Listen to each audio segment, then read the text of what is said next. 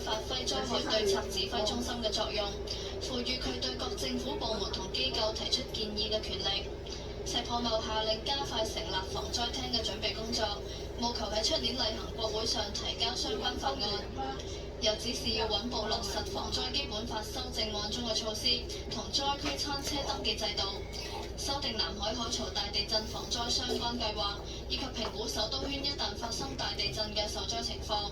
咁舒服啊！國土交通省亦都決定加強緊急災害應變調度隊，咁嘆氣啊！喺災害發生災區進行受災調查同災後重建支援。我試喎。包括招募專職人員作為預備隊，佢而家喺度享受緊，你知唔知啊？你睇下，你睇幾好享受。以及專家等等，並計劃加強同當地建築公司合作，構建大規模快啲，唔係點解食飯嗰時嗌人去買㗎啦又？委託學者同顧問等提供技術諮詢。